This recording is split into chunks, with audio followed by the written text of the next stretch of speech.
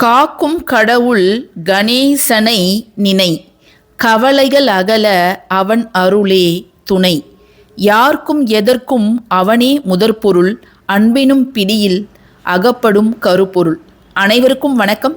நான் தமிழரசி பாலமுருகன். இப்போ இந்த பதிவை நீங்கள் பார்த்துட்ருக்கிறீங்கன்னா நிச்சயமாக மிக மிக ஒரு நல்ல காலம் உங்களுக்கு ஆரம்பிக்க போகிறது அப்படின்னு தான் அர்த்தம். ஆமாங்க, நாளையிலேருந்து ரொம்ப நல்ல காலமே உங்களுக்கு ஆரம்பிக்க போகிறது.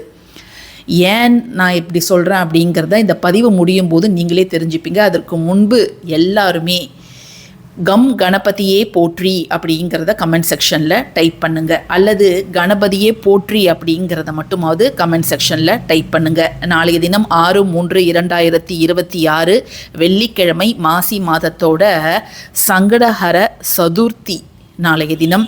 அது மட்டும் இல்லாமல் நாளைக்கு சனி பெயர்ச்சி நடக்க போகிறது. இந்த சனி பெயர்ச்சியினால் எந்த ராசிகள் எல்லாம் அதிர்ஷ்டம் பெறப்போகிறார்கள், எந்த 4 ராசிகள் மிக கவனமாக இருக்க வேண்டும் அப்படிங்கிறத ஒரு பதிவாக நான் கொடுத்துருந்தேன்.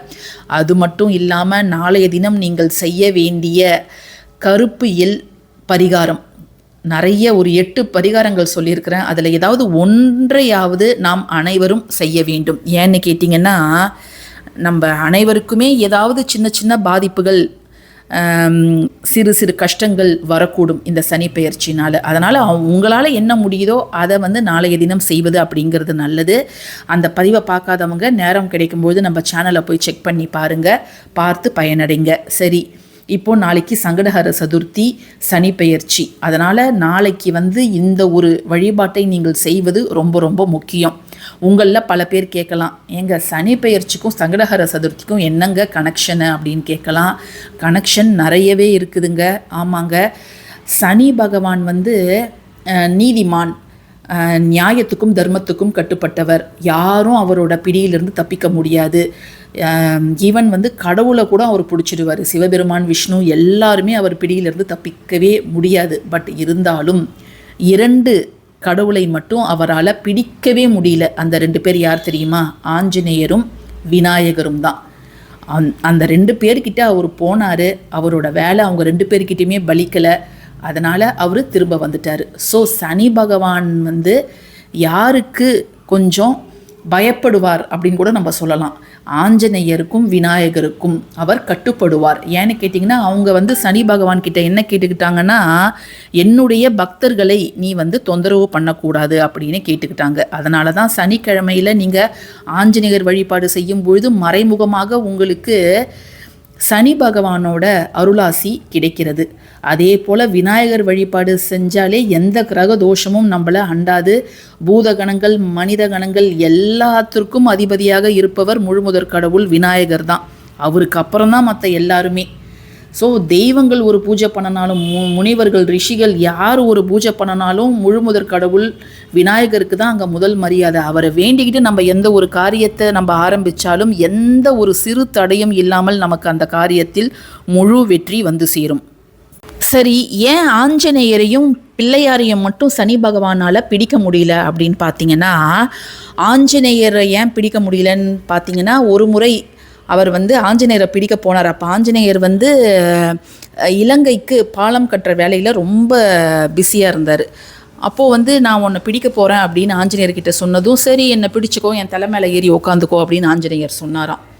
அவர் அந்த பாலம் கட்டுற பணியில் அந்த பாறாங்கல், பெரிய பெரிய பாறாங்களை தன்னுடைய தலையில் எடுத்து வச்சுட்டு அதை இங்கிருந்து அங்குமாக, அங்கிருந்து இங்குமாக அவர் மாற்றி மாற்றி வைக்கும் பொழுது அந்த பாறாங்களோட பாரம் தாங்காமல் சனி பகவான் அவரை விட்டு ஓடி போயிட்டாரு அப்படின்னும் ஒரு கதை இருக்குது, புராண கதை இருக்குது. அந்த எந்த அளவுக்கு உண்மை அப்படிங்கிறது தெரியல. அதே போலவே பிள்ளையாரையும் அவர் பிடிக்க வந்தாராம். அப்படி பிள்ளையாரை பிடிக்க வந்தப்போ, நான் என்னுடைய தாயார் பார்வதி தேவி கிட்ட போயிட்டு இதை நான் சொல்லிட்டு தான் வர முடியும், நான் உடனே நீ என்னை பிடிச்சிக்க கூடாது அப்படின்னு கேட்டாராம். அதற்கு சனி பகவானும் சரி நீ போய் சொல்லிட்டு வா அப்படின்னு சொன்னாராம். அதற்கு முன்பு நீ என்னோட முதுகில் இன்று போய் நாளை வருகிறேன் அப்படிங்கிறத மட்டும் நீ எழுதிட்டு போயிடு அப்படின்னு சொன்னாராம் பிள்ளையார். சனி பகவானும் சரி இன்று போய் நாளை வருகிறேன் அப்படின்னு எழுதிட்டு போயிட்டாராம். ஸோ அடுத்த நாள் வரும்பொழுது நீ நேற்று என்ன எழுதிட்டு போயிருக்கிற என்னுடைய முதுகில் கொஞ்சம் பாரு அப்படின்னதும் சனி பகவான் பார்த்தாராம். பார்த்துட்டு நீ எழுதிட்டு போனது படி நீ நடந்துக்கணும், ஏன்னா நீ வந்து வாக்கு தவறக்கூடாது அப்படின்னு பிள்ளையார் சொன்னதுக்கு இணங்க ஒவ்வொரு நாளும் போயிட்டு வந்தாராம். ஸோ சனி பகவான் வந்து நம்மளை தான் 7.5 ஆண்டுகள் பிடிக்கும். தெய்வங்களெல்லாம் வந்து 7.5 நாட்கள் மட்டுமே அவங்களுக்கெல்லாம் கணக்கு, சரிங்களா? ஸோ வந்து அந்த 7 நாட்கள் பிடிக்கும்போது அந்த 7வது நாள் அவர் வரும்பொழுது நீ எழுதினதை நீயே அழைச்சிட்டு போயிடு அப்படின்னு சொன்னாராம். அடுத்த நாள் வந்து திரும்பி பார்க்கும்பொழுது நீ சொன்ன கணக்கு முடிந்து விட்டது, நாள் கணக்கு முடிந்து விட்டது, ஸோ இனிமேல் நீ என்ன பிடிக்க முடியாது அப்படின்னு விநாயகர் ரொம்ப சாமர்த்தியமாக சனி பகவான் பிடியிலிருந்து தப்பிச்சிட்டாராம். ஸோ அதனால தான் வந்து சனி பகவானால் விநாயகரை பிடிக்கவே முடியல. சனிக்கிழமையில் நாம் விநாயகரை வழிபாடு செய்யும்பொழுது நிச்சயமாக சனி பகவானோட அருளும் நமக்கு கிடைக்கும் அப்படின்னு இதனால தான் சொல்லப்பட்டிருக்குது. இப்போ நம்ம சொல்லக்கூடிய ஒரு வழிபாட்டுக்கு மிக முக்கியமான ஒரு இலை தேவை, அதுதான் சிவப்பு செம்பருத்தி செடி இருக்குது இல்லையா, அதில் 2 இலைகள் வேண்டும். செய்ய வேண்டிய நேரம் என்ன அப்படின்னு பார்த்தீங்கன்னா, நாளைக்கு நிலவு நல்லா வானத்தில் வந்ததுக்கப்புறம் பிரகாசமாக இருக்கும் இல்லையா, அந்த நேரத்தில் தான் நீங்கள் செய்யணும். அது 6:30 மணியோ 7 மணியோ 7:30 மணியோ 8 மணியோ பரவாயில்ல. சிவப்பு நிற ஒற்றை இதழ் செம்பருத்தி அந்த இலைகளும் பூக்களும் விநாயகருக்கு ரொம்ப ரொம்ப உகந்தது. நேர்மறை ஆற்றலை அதிகப்படுத்தக்கூடியது, தன ஆகர்ஷண சக்தியை உடையது. இதை வந்து நம்ம அர்ச்சனை கூட நம்ம விநாயகருக்கு செய்யலாம். ஸோ நாளைக்கு இந்த இலைகள் உங்களுக்கு கிடச்சிதுன்னா அதை எடுத்து சுத்தம் பண்ணிவிடுங்க. இந்த காம்பை வந்து எடுத்துருங்க, நல்லா தண்ணீரில் கழுவிட்டு தொடச்சிட்டு நீங்கள் வந்து இந்த 2 இலைகளை வைங்க. ஜோடியாக ஏற்றுவது தான் நல்லது. நான் ஜஸ்ட் இப்போ டெமோ தான் நான் பண்ணுறேன். ஸோ இந்த காம்பு பகுதியெல்லாம் எடுத்துகிட்டு மஞ்சள் குங்குமம் வச்சுட்டு இதற்கு மேலே நீங்கள் வைக்க வேண்டிய மிக முக்கியமான ஒரு பொருள், நாளைக்கு வந்து வெள்ளிக்கிழமை அப்படிங்கிறதால சுக்கிரனுக்கு உரிய நாள். ஸோ நம்ம இதை மாதிரி அச்சு வெல்லம் உங்களுக்கு கிடைச்சிதுன்னா அவசியம் இந்த விளக்கை வந்து நாளைக்கு நீங்கள் ஏற்றுங்க. ஏன்னா நம்முடைய வாழ்க்கையில் இருக்கக்கூடிய துன்பங்களை எல்லாம் போக்கக்கூடிய ஒரு நாள் தான் நாளைய தினம், சங்கடங்களை தீர்க்கக்கூடிய நாள், சங்கடஹர சதுர்த்தி. அதனால் விநாயகரை வேண்டி நம்ம வந்து இதை ஏற்றலாம். டைம் வந்து பார்த்திங்கன்னா நிலவு வானத்தில் பிரகாசமாக இருக்கக்கூடிய நேரத்தில் இதை நீங்கள் செய்யலாம், சரிங்களா? இது வந்து கிழக்கு முகமாகவோ அல்லது வடக்கு முகமாகவோ இந்த நுனி பகுதி இருக்கணும். இதை 2த்தையும் நம்ம கட் பண்ணிடலாம். இங்கே மஞ்சள் குங்குமம் வச்சிடுங்க. இதில் வந்து ஒரு 2-3 சொட்டு நெய் விட்டு நீங்கள் திரி போட்டு பஞ்சு திரி போட்டு தீபம் ஏற்றலாம், பூக்கள் வைக்கலாம். நான் வந்து ஜஸ்ட்டு அப்படியே டெமோ தான் சொல்லியிருக்கிறேன். ஏன்னா நான் ஒவ்வொரு முறையும் இந்த இதில் ஏற்றி காமிக்கும்பொழுது மறுநாள் அதையே ஏற்றுறதுக்கு எனக்கு பிடிக்கலை. ஸோ நாளைக்கு இதை நான் புதுசாக ஏற்றணும் அப்படிங்கிறதால ஜஸ்ட்டு நான் இப்படி மட்டும் உங்ககிட்ட காமிக்கிறேன். பூக்கள் வச்சிடுங்க. வச்சுட்டு நீங்கள் மனதார வேண்டிக்கோங்க, விநாயகர்கிட்ட வேண்டிக்கிட்டு எந்த கிரக தோஷமும் என்னை அண்டக்கூடாது அப்படிங்கிறத நம்ம வேண்டிக்கலாம்.